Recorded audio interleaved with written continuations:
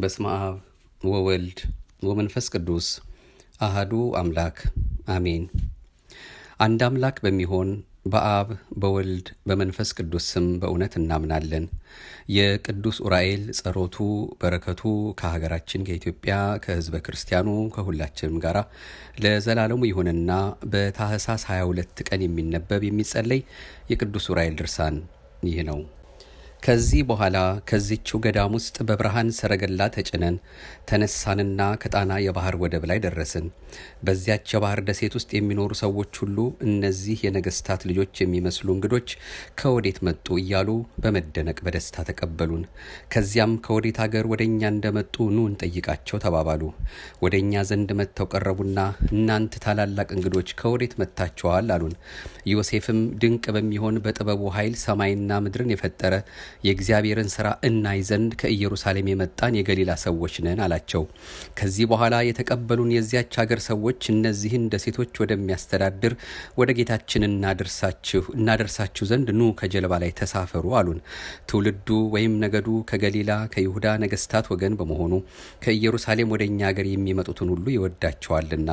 ከዚህ በኋላ ተነሳንና ከጀልባው ላይ ተሳፍረን ከነሱ ጋር ሄድን። ከዚያም ከነሱ ጋር ሄደን ከጣና ደሴት ደረስን። እነዚያም ደጋግ ሰዎች መምጣታችንን ለጌታቸው ነገሩት። እሱም ፈጥኖ ተነሳና ወደኛ መጥቶ በሰላም በደስታ ከተቀበለን በኋላ ከባህሩ ደሴት ውስጥ ለብቻችን ማረፊያ ሰጠን። ከዚያም ጌቶቼ ከወዴት መጥታችኋል አለን። ዮሴፍም የመጣ ነው ከገሊላ አገር ከኢየሩሳሌም ነው አለው። ከዚህ በኋላ የጣናው አገረ ገዢ ተነሳና ንጹሖች ሕፃናትን ካስፈጀ ከገሊላው ንጉሥ የሸሻችሁ እናንተ ናችሁን አላቸው። የይሁዳው ንጉሥ የሄሮድስን ስም ሲያነሳ ከመኮንኑ አፍ በሰማሁ ጊዜ ፈጽሜ ደነገጥኩ፣ አንቀጠቀጠኝም፣ እንደ በድንም ሆንኩና መናገር አቃተኝ። ምክንያቱም ልጄን ሊገልብኝ የሚፈልገው የሄሮድስ ጭፍራ መስሎኝ ነበርና። መኮንኑም መደንገጤን አይቶ እንደገና ከመቀመጫው ላይ ተነሳና በግንባሩ ተደፍቶ እመቤቴ ሆይ ሀገርሽን ስለጠየቅኩሽ አትደንግጪ አለኝ። የነቢዩ የዳዊትን ጸሎት የተቀበለ ፈጣሪ ልጄን ከበሽታው ያድነው ዘንድ እየጸለይኩ ሳለሁ ከሄሮድስ ሸሽተሽ ወይም ተሰደሽ የመምጣትሽን ዜና እነሆ በዛሬቱ ሌሊት የእግዚአብሔር መልአክ ነግሮኛልና አለ። የዳዊትን መዝሙር ስጸልይ የኃያላን አምላክ እርዳን ኃይልህንም አንሳና አድነን ከሚለው መዝሙር በደረስኩ ጊዜ የወርቅ ዘንግ ይዞ በትከሻውም እንደ ርግብ ነጭ የሆኑ ክንፎች ያሉት አንድ ቀይ ሰው ወደ እኔ መጣ። ከዚያም አንተ የተመረጥክ እስራኤላዊ ሰው ሆይ ሰላም ላንተ ይሁን። እነሆ ዛሬ የእግዚአብሔር ኃይሉና ጥበቡ የሚሆን አምላካችን ያንተን ልጅና የእስራኤልን ሕዝብ ሊያድን ሰው በመሆን በሕፃናት ልማድ በንጉሡ በዳዊት ልጅ ጀርባ ታዝሎ ወደ አንተ መጥቷል አለኝ። ነፃ የሆነች ሀገር ኢትዮጵያም በእናቱ እግር መመላለስ ትባረካለች። እርሷም ከሄሮድስ ፊት የሸሸችው ኃላፊ በሆነች መንግስቱ እየቀና ሁልጊዜ በየዕለቱ ከጠዋት እስከ ማታ ከነ ልጇ ስለሚፈልጋት ነው። ግሩም በሆነ በሚያስፈራ ድምፁ ይህን ነገር በነገረኝ ጊዜ ደንግጬ ከባህር ውስጥ ወደቅኩ። እሱ ግን ከባህር ውስጥ በክንፉ ፈጥኖ አነሳኝና በእግሬ አቆመኝ። ቀጥሎም ከመላእክት አለቆች አንዱ የምሆን የእግዚአብሔር መልአክ ኡራኤል ነኝና አትፍራ አለኝ። እኔ ከአምላካችን ወደ አንተ የተላኩት ስለዚህ ሕፃን ስለሆነ የእግዚአብሔር ፈቃዱ ሆኖ ወደ ኢየሩሳሌም እስኪመለስ ድረስ አንተ ዘንድ እንዲቀመጥና ልጅህም ከክፉ በሽታው የሚድን መሆኑን ለማስረዳት ነው አለኝ። ያን ጊዜ ይህን ነገር ሲነግረኝ የብርሃን መላእክት መጥተው የጣናን ባህር በእሳት ሰይፍ ስለከበቧት በባህሩ ውስጥ የሚኖሩ አጋንንት ሸሹ። መባረቅትም ሊያጠፏቸው ተከታተሏቸው። በዚያችው በሸሹባት ባህር ውስጥ አሰጠሟቸውና ወደ ሲኦል ወረዱ። የዚያ የመኮንኑ ልጅም ከበሽታው ዳነና እኛም ከዚያችው ደሴት ውስጥ 3 ወር ከ10 ቀን ያህል ተቀመጥን። በጣና ደሴት ገብተን ተቀምጠን ሳለ በጥር 18 ቀን ኡራኤል መልአክ መጥቶ የሄሮድስን መሞት አበሰረኝ። ከዚያም እመቤቴ ተነሽ፣ ከደመናው በላይ ባለው የብርሃን ሰረገላ ላይ ወጥተሽ ተቀመጪና ወደ ሀገርሽ ወደ ናዝሬት እንሂድ አለኝ። ያን ጊዜ ከባህሩ ደሴት ወጥተን ስንሄድ መኮንኑ መጥቶ ጌቶቼ ከዚች ቦታ ለመሄድ ለምን ተነሳችሁ? ወይም በእናንተ ላይ ክፉ ሥራ ሰራሁባችሁ ይሆን አለ። ይህን ነገር ሲናገረኝ ከመላእክት አለቆች አንዱ የእግዚአብሔር መልአክ ኡራኤል መጥቶ አንተ በእነሱ ላይ ክፉ ሥራ ሰርተህባቸው አይደለም፣ ክፉ ሥራ የሰራባቸው ሄሮድስ ስለሞተ ወደ ገሊላ ስለሚመለሱ ነው እንጂ አለው። መኮንኑም ከመልአኩ ከቅዱስ ኡራኤል አንደበት ይህን ነገር በሰማ ጊዜ ጮሆ አለቀሰ። በዚያች ሀገር የባህር ደሴት የሚኖሩ ሰዎችም የመኮንኑን ለቅሶውንና ጩኸቱን ሰምተው ጌታችን ሆይ ምን ሆነሃል? ምንስ ያስለቅሰሃል? አሉት።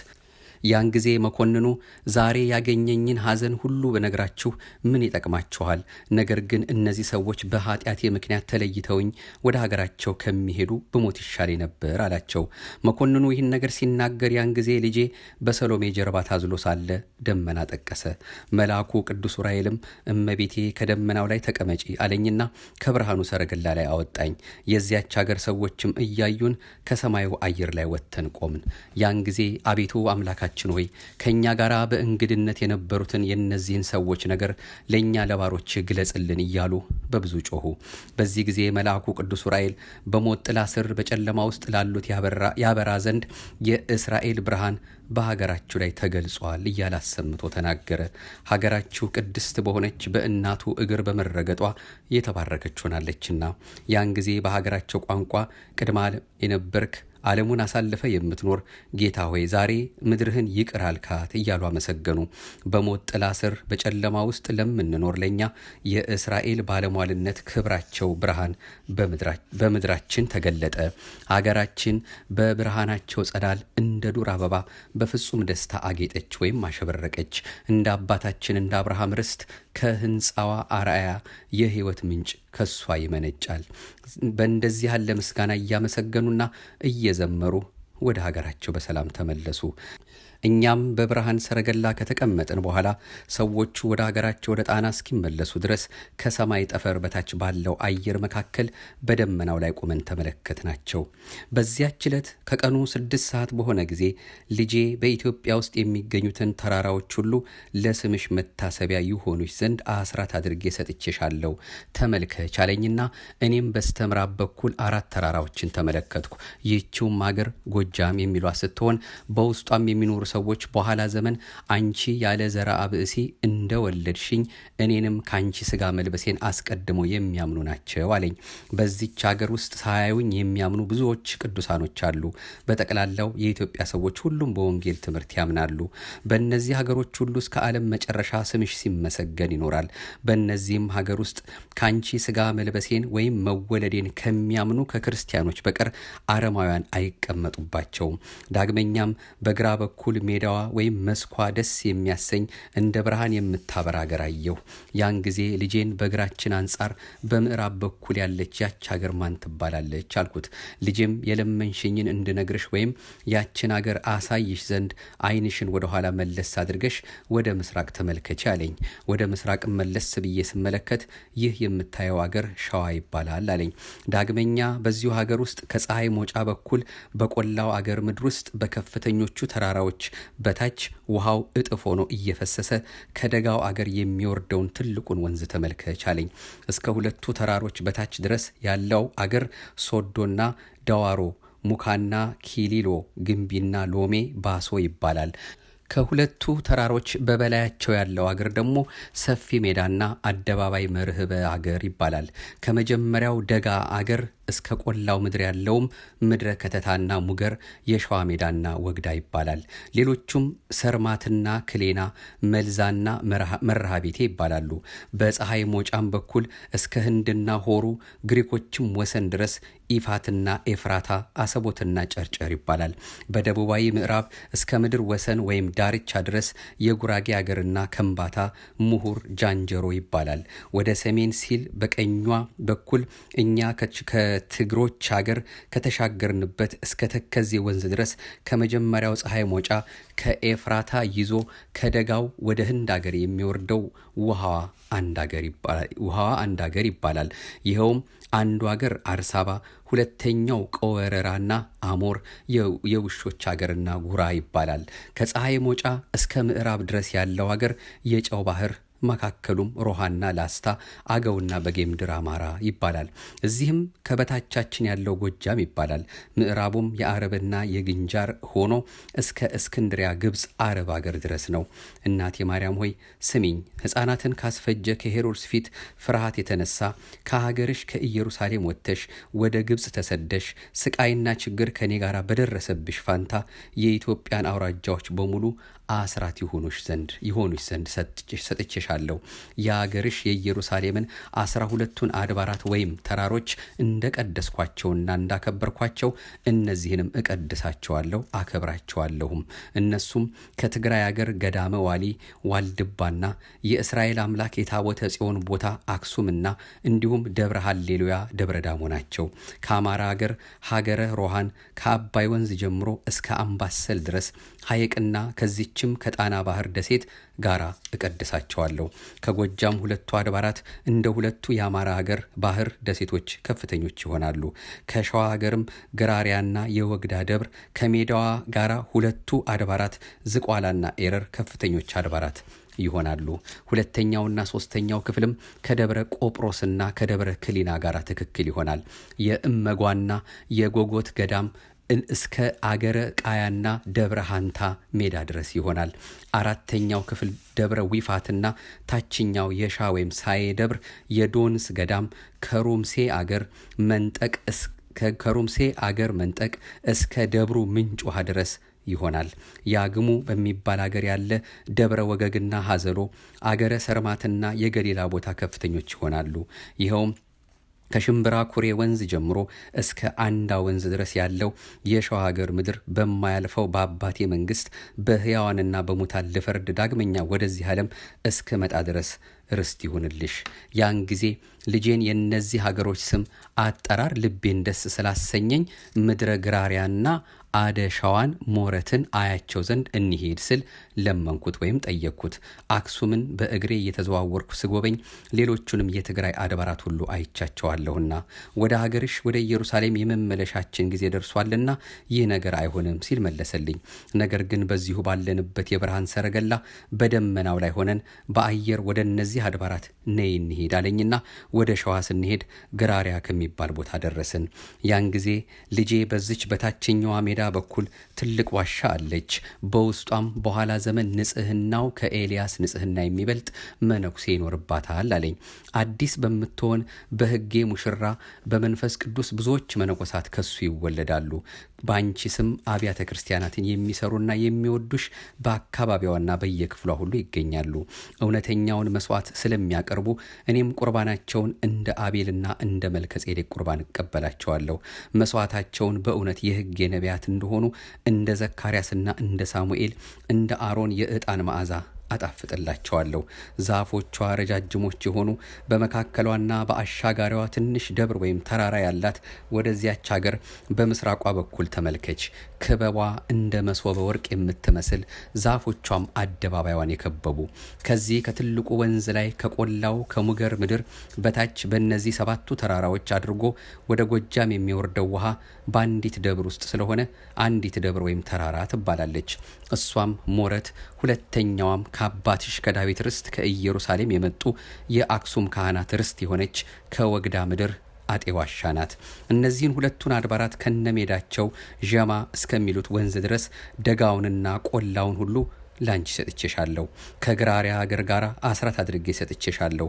እነዚህንም ሀገሮች እንደ ይሁዳ አገርና እንደ ናዝሬት እንደ ቤተልሔም ከፍ ከፍ አድርጌያቸዋለሁ፣ አክብሬያቸዋለሁም። ማርና ወተት እንዲያመነጩ አድርጌያቸዋለሁ። የአባቴንና የመንፈስ ቅዱስን በረከት እስከ ዘላለሙ አሳድርባቸዋለሁ። በእነሱ ውስጥ ሰላምና ደስታ፣ ፍቅርና ጥጋብ አይታጣም። ከዚህ በኋላ በደመና እንደሆን ደብረ ኢፋት ደረስንና የአሰቦትን አገር 2ቱንም ከፍተኞች ተራሮች አሳየኝ። የአንደኛዋ ስም ደብረ ወገግ ሲሆን የሁለተኛዋ ስም ደብረ ሀዘሎ ይባላል። እነዚህ አድባራት እንደ ግራሪያና እንደ ወግዳ አገር እንደ ሞረት ለመታሰቢያ ርስትሽ ይሁኑ። እንግዲህ የግራሪያ ሀገርና ከ2ቱ አድባራት ጋር ከኢፋት ሀገርና እንዲሁም ዝቋላና ኤረር የቅዱሳን ቦታ ናቸው ብዬ ነገርኩሽ እነዚህ ናቸው። ከዚህ በኋላ የምስጋና እምቢልታ ተነፋ። የመላእክትን ማህበር በሙሉ ተሰብስበው ማርያም ሆይ ዓለምን ለማዳን ካንቺ ስጋን ለመልበስ ለወደደ እግዚአብሔር በሰማያት ምስጋና ይገባል፣ በምድርም ሰላም ይሁን እያሉ በማመስገን ወደኛ መጡ። ባንቺም ይቅርታና ቅንነት እውነትና ሰላም ተገናኙ ወይም ተስማሙ። በዚህችም በኢትዮጵያ ምድር ላይ ምሕረትና እውነት ይኖራሉ። ስለዚህ ነገር ይህችን ደብር የሰማይ መላእክት እመምሕረት ብለው ሰይሟት። ከዚህ በኋላ ተነስተን በብርሃን ሰረገላ ሆነን በደመናው ላይ ተጫንና እንደ ኢትዮጵያ ሰዎች ወር አቆጣጠር በጥር 29 ቀን በቅጽበት ወይም የአይን ጥቅሻ ያህል እንኳ ሳይንቆይ በፍጥነት ምድረ ግብጽ ደረስን። ከዚያም ወደ ሀገራችን ተመለስንና እስካሁን ድረስ ተቀመጥን። ዮሐንስ ሆይ የነገርኩህን ይህን ነገር በምትጽፍበት ጊዜ ልብ አድርገህ ሰማኝ። እንግዲህ ይህ ነገር ከተፈጸመ በኋላ አንተ ከኔ ከተለየህ ጀምሮ እናትህም እህቶቼም ትተውኝ ብቻዬን ቀረው። ጴጥሮስም በልጄ ስም ያስተምር ዘንድ ወደ ልዳ አገር ሄደ። አንተንም ከዚች ከናዝሬት አካባቢ አጣውህ። አይሁድም እኔን እንደ ልጄ ሊገድሉኝ ይፈልጉኛል። ስለዚህ አይሁድ ሳያዩኝ በሌሊት ኢየሩሳሌም ማለት ወደ ልጄ መቃብር እየሄድኩ ጸልያለሁ። ከዚያውም ገብቼ ቆሜ ስጸልይ ኡራኤል መልአክ መጣና በብርሃን ሰረገላ ወደ ሰማይ አሳረገኝ። ወደ ገነትም ወስዶ መጀመሪያ የጻድቃን የነፍሳቸው መኖሪያ ያሳየኝ። ቀጥሎም የኃጣንን የስቃያቸውን ቦታ የጉድጓዱ ጥልቅነት የማይገኝ ግሩም በሆነ የእሳት ባህር መካከል በጨለማ የተዘጋውን መኖሪያቸውን አሳየኝ። ይኸውም መውጫ የሌለው እሳቱ የማይጠፋ ትሎ የማያንቀላፋ ጨርሶ መዝጊያው የተዘጋ ግሩም የሚያስፈራ ነው። ይህን ግሩም የሆነ ሊናገሩት የማይቻል የሲኦልን ጥልቅነትና የኃጣንን ስቃያቸውን ከማየት የተነሳ በልጄ ሞት ጊዜ እንዳገኘኝ ሐዘን ያለ በብዙ አዘንኩ፣ አለቀስኩ፣ አንጀቴም ተቃጠለ። ይህንንም የሲኦልን ስቃይ ስመለከት ልጄ ከመላእክት ጋር መጣና እናቴ ለምን ታለቅሻለሽ? ለምንስ ይህን ያህል ታዝኛለሽ? አለኝ። አንቺንስ የሲኦል ስቃይ አይደርስብሽም፣ በስምሽ የሚያምኑትንም ሁሉ መከራ አያገኛቸውም። እናቴ ሆይ አታልቅሺ፣ ይህ ስቃይ የሚያገኛቸው እኔ ካንቺ በስጋ መወለዴን ለማያምኑ ነው እንጂ አለኝ። አስፈሪ ከሆነ ከዚህ ከሲኦል ቦታ ተነሽና እንሂድ ባለኝ ጊዜ እኔም ከኔ ስጋ የለበስከው እንደኛስ ሰው የሆንከው ሰውን ለማዳን ስትል አይደለምን? በማለት መለስኩለት። አሁንም ልጄ ሆይ በእኔ ስምና እንዲሁም በግብፅ አገር ካንተ ጋር ስላገኘኝ መከራና ስቃይ ብለህ ማርልኝ አልኩት። ያን ጊዜ ልጄ ከኔ ጋር ወደ ምድረ ግብፅ ተሰደሽ መከራ ስላገኘሽና በሞቴም ጊዜ ጥልቅ የሆነ ሐዘን ስለተሰማሽ ኃጣንን ምሬልሻለሁ አለኝ።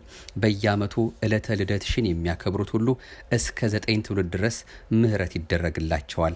በስምሽ የሚያምኑትም ግሩም የሆነ የሚያስፈራ የሲኦል ስቃይ አያገኛቸውም።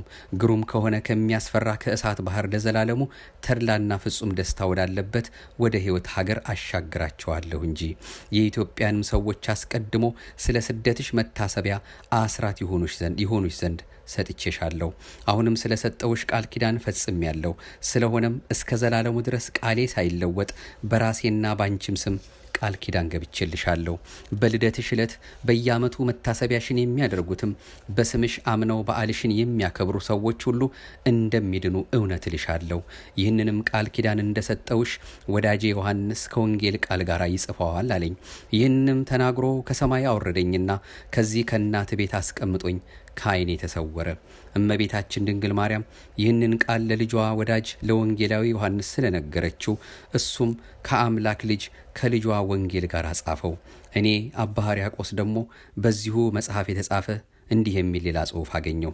የአምላክ ልጅ እናት እመቤታችን ከልጇ ከጌታችን ከኢየሱስ ክርስቶስ መቃብር ላይ በወርሃ ሰኔ በጸለየችና ቃል ኪዳን በተቀበለች ጊዜ ያን ጊዜ መልአኩ ኡራኤል የጻድቃንና የኃጣንን ቦታ ሊያሳያት በስጋዋ ወደ ላይ ባሳረጋት ጊዜ ግሩም የሆነ የሲኦልን የመከራ ቦታና ኃጣንም ሊነገር የማይቻል ብዙ የሆነ የኩነኔ ስቃይ ሲቀበሉ አየች። ከዚህ በኋላ ብዙ አለቀሰች። እንደዚሁም የኃጣንንም ስቃያቸውን ከማየት ይልቅ በሞት ይሻለኛል አለች። ያን ጊዜ ልጇ ከመላእክት ጋር ወርዶ እናቴ ለምን ታለቅሻለሽ? ለዘላለም በማይታበል ቃሌ ቃል ኪዳን ሰጥቼሻለሁ። እንግዲህ ወደ በዓትሽ ተመለሽ አላትና ወደ ሰማይ አረገ። እመቤታችን ድንግል ማርያም ባረፈች በ7ኛው ወር ጌታችን መልአኩ ኡራኤልን አከበረው። ዳግመኛም ቃል ኪዳን ሰጥቶ ሾመው። አንደኛ ከእናቱ ከእመቤታችን ከልጅነቷ ጀምሮ እስከ ዕለተ ዕረፍቷ ባለመለየቱ፣ ሁለተኛ ስለ ትዕግስቱ፣ ሶስተኛ ስለ ቅንነቱና ነፍስና ስጋ ላለው ፍጥረት ሁሉ በመርዳቱ፣ አራተኛ ስለ ርኅራኄውና ሰውን ስለማማለዱ። ያን ጊዜ እኔ አምላክ የአምላክ ልጅ ሶስተኛ በካህናት ወይም በሌዋውያን ፊት በጽዮን ወር እንዲሁም በባህር ደሴቶች ላይ ክብርህን ገልጫለሁ። በመጀመሪያም ለባሪያዬ ለሄኖክ የሰማይንና የምድር ምስጢር በገለጥክለት ጊዜ፣ ዳግመኛም የሙሴና የነቢያት መጽሐፍተ ብሉያት በባቢሎን ምርኮ ምክንያት በወደሙ ወይም በጠፉ ጊዜ ለነቢዩ ዕዝራ የልቦና ጽዋ እሳትን አጠጥተህ ምስጢርን በገለጥክለት ጊዜ፣ በቀራኔውም ከጎኔ የፈሰሰውን ደም ለኃጢአት ማስተሰሪያ ይሆን ዘንድ በዓለሙ ሁሉ ስለ ረጨህ በዚህ ሁሉ ስምህ በሰማይም በምድርም እንዲመሰገንና ከፍ ከፍ እንዲል አሰለጠንኩህ። አሁንም ሰው ሁሉ በስምህ አምኖ ስምህን የጠራና ዝክርህን ያዘከረ ቤተ ክርስቲያንህን የሰራ እንዲሁም ለተጠማ በስምህ ቀዝቃዛ ውሃ ያጠጣና ለታረዘ በስምህ ያለበሰ ዋጋው አይቀርበትም። በሰማያዊ አባቴ መንግስት ከፍ ከፍ አድርገዋለሁ። ተድላ ደስታ ወዳለበት ወደ ገነትም አገባዋለሁ። አስፈሪ የምትሆን የሲኦልንም ኩነኔ አንዳችም ሳያያት የእሳት ባህርን አሻግረዋለሁ። ይህን ቃል ኪዳን በሰጠው ጊዜ ቅድመ ዓለም የነበረ ዓለምን አሳልፎ የሚኖር ለአምላካችን ለፈጣሪያችን ምስጋና መገዛት ይገባል እያለ ሰገደ፣ አመሰገነም። ዳግመኛም አቤቱ ጌታዬ ሆይ ስራህ ድንቅ ነው፣ መንገድህም ሁሉ የቀና ነው። ለመንግስት ፍጻሜ ለቸርነትህም ስፍር ቁጥር የለውም። ኃይልም ምስጋናም ለዘላለሙ ያንተ ነውና እያለ አመሰገነ። መላእክትም ሁሉ ለዘላለሙ የማያልፍ ቃል ኪዳን ስለሰጠውና ዳግመኛም ስለሾመው በአንድነት ደስ ብሏቸው ፈጽመው አመሰገኑ፣ ዘመሩ። ይህንም ቃል ኪዳን የሰጠው በሐምሌ 21 ቀን ነው። የመላእክት አለቃ የቅዱስ ኡራኤል የልዕልናው ዜና ክብሩም እንደዚህ ነው። ወንድሞቼ የቁስጥንጥንያ ሰዎችና አንተም ንጉሡ ዮስጦስ ሆይ በሰማይ ከገሃነም እሳት በታችም በምድር ካለው ሁሉ መከራ ያድናችሁ ዘንድ በሚገባ በዓሉን አክብሩ። እነሆ የወንጌላዊው ዮሐንስ ደቀ መዝሙር አብሮኮሮስ ከጻፈው መጽሐፉ አግኝቼ በእጄ የጻፍኩት መሆኑን ነግሬያችኋለሁ። ስለሆነም ይህንን አስባችሁ በልባችሁ ያዙትና በሕሊናችሁ ውስጥ አኑሩት። በየወሩ በዓሉን አክብሩ። ኅዳር 22 ቀን ለነቢዩ ለዕዝራ የእሳት ጽዋ ልቦና ያጠጣበት ነውና፣ ይልቁንም በጥር 22 ቀን የጌታን ልደት ካበሰረ ከቅዱስ ገብርኤል ጋር ከጌታችን የተሾመበት ቀን ነው። ዳግመኛም በሚገባ በምስጋና በዝማሬ በመጋቢት 27 ቀን በዓሉን አክብሩ። በዚህች ዕለት ሐራዊ ለንጊኖስ የጌታን ጎኑን በወጋው ጊዜ የጌታችንን ደም ለመቅዳት የተሾመባትና ማህያዊ በሚሆን በኢየሱስ ክርስቶስ ደም ዓለምን የቀደሰባት ቀን ናትና። ሶስተኛ ሐምሌ 21 ቀን በዓሉን አክብሩ። በዚህችም ዕለት ጌታችን አምላካችን በእናቱ በቅድስት ማርያም ፊት ቃል ኪዳን ሰጥቶ ዳግመኛ ሹሞታልና በመላእክት አለቃ በቅዱስ ኡራኤል እጅ ያልተቀደሰ የቤተ ክርስቲያን ቦታ የለም። ይህንም መጽሐፍ የቁስጥንጥንያ ሰዎች ሃይማኖቱ ከቀና ከንጉሳቸው ከዮስጦስ ጋር ተቀበሉት። በየወሩም በዝማሬና በምስጋና በክብር በዓሉን ማክበር ጀመሩ። በመላእክት አለቃ በቅዱስ ኡራኤል ፍጹም አማላጅነት ከክፉ ነገር ሁሉ ዳኑ። ይህንም መጽሐፍ ወደ ኢትዮጵያ ያመጣው የእመቤታችን የድንግል ማርያም ወዳጅ አባ ሕርያቆስ ከወንጌላዊ ዮሐንስ ደቀ መዝሙር ከአብሮኮሮስ መጽሐፍ ቀድቶ ወይም ጽፎ ነው።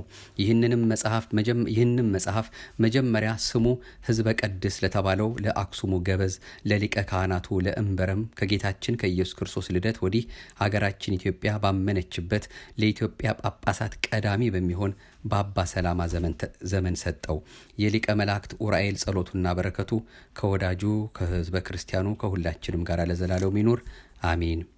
በእናታችን በድንግል ማርያም ፊት ከሕያው አምላክ የቃል ኪዳን ሹመት ለተቀበልክ በመስቀል አደባባይ ካህን በመባል ለተሰየምክ ሰላም እንላለን። ኡራኤል መልአክ እኛን የፈጠረ አምላካችን የምድራችንን ዘር እንዲባርክ ለምንልን በየጊዜው በጽባህ በሰርክ።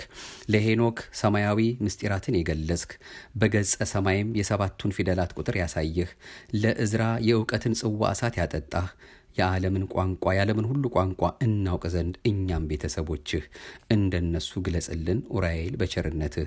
ለእግዚአብሔርና ለእናቱ ለድንግል ማርያም ምስጋና ይሁን፣ ለእኛም ለዘላለሙ ምሕረት ቸርነት ይደረግልን አሜን። ክብር ምስጋና ይሁን ለአብ፣ ክብር ምስጋና ይሁን ለወልድ፣ ክብር ምስጋና ይሁን ለመንፈስ ቅዱስ ዛሬም ዘወትርም ለዘላለሙ አሜን። የሊቀ መላእክት የቅዱስ ኡራኤል ጸሎቱና በረከቱ በሀገራችን በኢትዮጵያ በሕዝበ ክርስቲያኑ በሁላችንም ላይ አድሮ ለዘላለም ይኑር አሜን። አቤቱ አንተን መፍራትን በልቦናችን በጎ አምልኮትህንም በሕሊናችን ጨምር። ማኅደረ ተዋሕዶ